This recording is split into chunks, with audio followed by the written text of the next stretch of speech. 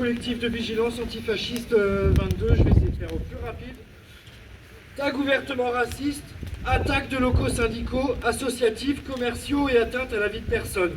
Jusqu'où ira l'escalade des violences de l'extrême droite? N'attendons pas un nouvel attentat et mettons en œuvre dès à présent la riposte.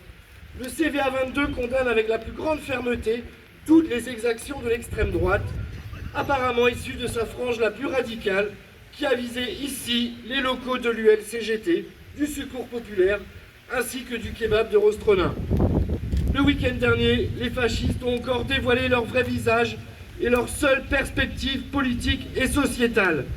La haine, l'exclusion, la tentative d'intimidation par l'action violente à l'encontre de tout ce qui est considéré comme contradictoire à leur idéologie n'est pas acceptable et nous devons la combattre. Ces actes s'inscrivent dans un contexte de totale décomplexion de ces groupuscules qui sévissent toujours plus fort depuis plusieurs mois et dont le phénomène s'accentue sévèrement ces dernières semaines, que ce soit dans les Côtes-d'Armor, en Bretagne, dans la France et ailleurs. En effet, il nous apparaît impossible de ne pas mettre en parallèle ce qui vient toucher Rostronin avec ces dernières intimidations et attentats qui ont été perpétrés ces derniers jours à Saint-Brieuc, Lannion, Nantes, Tours, pour citer quelques exemples, et dont la liste n'est malheureusement pas exhaustive. À Saint-Brieuc, dans la nuit du 12 au 13 mai dernier, la marche des fiertés a tenté d'être gâchée par des nervis qui ont copieusement tagué des messages homophobes, transphobes, anti-avortement et suprémacistes sur les murs de la ville, au sein du village des associations et tout au long du parcours du cortège. Dans cette foulée, un élu de la municipalité a été la cible de menaces de mort explicites, principalement sur les réseaux sociaux, en raison, entre autres, de son soutien à cette manifestation. Ici, ce sont les personnes LGBTQIA+, et leur soutien qui étaient visés. Dans le même week-end, le local nantais de l'association NoSig a été la cible de menaces similaires. L'extrême droite ne s'est pas arrêtée à de simples tags. Le local de l'association Tourangelle, LGBTQIA+, a subi le 22 mai, en plein après-midi, un attentat avec une bouteille explosive. Les 3 personnes présentes ont eu le réflexe de sortir avant que celle-ci n'explose. Il s'agit là-bas de la 6e attaque de ce local depuis février dernier. La volonté de nuire, de blesser ou menacer les vies de ces personnes est évidente.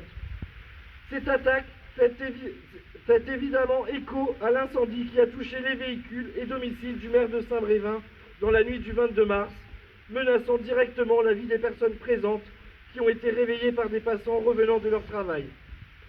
Est-il nécessaire de rappeler que la commune de Saint-Brévin est devenue depuis quelque temps une cible privilégiée de la fachosphère, en y galvanisant les différentes composantes d'extrême droite de toute obédience autour du déménagement du CADA. Cette structure existe depuis 2016. Elle n'a jamais suscité de problème ni opposition de la part des habitants. Toutefois, des agitateurs haineux ont à plusieurs reprises essayé péniblement de mobiliser des personnes issues de toutes les composantes de l'extrême droite, mêlant des militants du RN, Reconquête, des catholiques traditionnalistes de Civitas, ces adeptes qui n'ont pas hésité à faire des prières de rue, jusqu'aux nostalgiques du nazisme, spécialisés dans l'action violente et autres ratonnades. Tout cela a pu se dérouler avec le consentement des autorités et en bénéficiant de la protection bienveillante des forces de l'ordre. À chacun de leurs rassemblements, la mobilisation des personnes solidaires, des personnes exilées et des militants antifascistes a toujours été plus massive, malgré une forte répression policière. Le CVA y était bien sûr présent en solidarité, mobilisant ses militants et sympathisants et en mettant à disposition ses compétences, notamment en termes de médics, pour prendre en soin les blessés et de la police et des fascistes.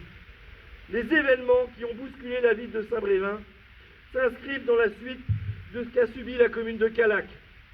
En effet, les fascistes se vantent d'une pseudo-victoire suite à l'abandon du projet Horizon.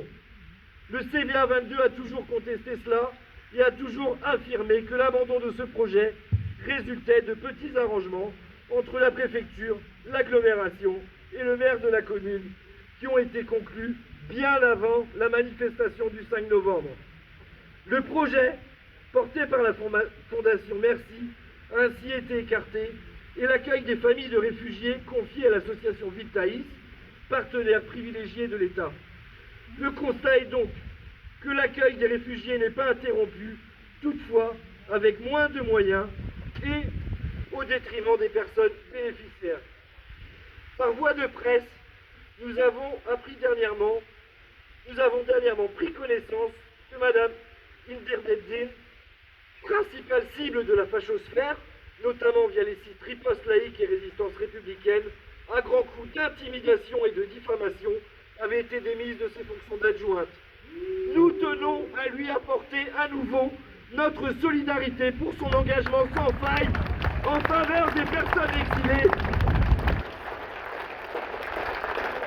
Et nous dénonçons fermement toutes les attaques qu'elle a subies sans avoir bénéficié du total soutien nécessaire de la municipalité. De plus, la lettre ouverte émanant du préfet des Côtes-d'Armor est une insulte de plus à l'encontre de cet élu et de toutes les personnes engagées en faveur des populations exilées. Nous ne pouvons croire en les propos qui affirment que l'État a mis en œuvre tous les moyens pour protéger les victimes des exactions de l'extrême droite. Comment se fait-il que depuis tout ce temps, les auteurs de ces actes ignobles ne soient toujours pas identifiés, malgré les moyens dont disposent les services de l'État? Nous ne pouvons considérer que les propos de la préfecture ne visent qu'à justifier son inaction et décrédibiliser les victimes. Pour preuve, le travail d'investigation mené par le blogueur Mathieu Verneret, avec ses petits moyens, a pourtant permis d'identifier un cyberharceleur identitaire avec moult preuves à l'appui. Le CVA dénonce ainsi tant le contenu de cette lettre ouverte que l'inaction de l'État, qui n'ont pour seul effet que de renforcer les activistes d'extrême droite dans un total sentiment d'impunité. Cela n'est pas acceptable, puisque dans le même temps, le pouvoir en place mène une chasse envers les personnes mobilisées pour la défense des conquis sociaux dans le cadre du mouvement social. J'ai presque fini. Du mouvement social contre la casse du système des retraites. Ce contexte permet ainsi aux nervis d'extrême droite de mener des campagnes d'intimidation envers toutes les personnes et organisations qui représentent un rempart à leur idéologie. Mais ne cédons pas à la peur et préparons-nous à la riposte. Il importe dès à présent de regrouper l'ensemble des forces politiques et des individus qui se revendiquent des valeurs de justice sociale, de solidarité de classe, de lutte contre toute forme de domination et intersectionnalité. S'il le faut, nous irons jusque dans les égouts traquer tous ces rats. La Bretagne est et restera une terre d'accueil et de résistance à tous les obscurantismes. Nej är fastkur, är ett kapitalur, Sigara Kengren.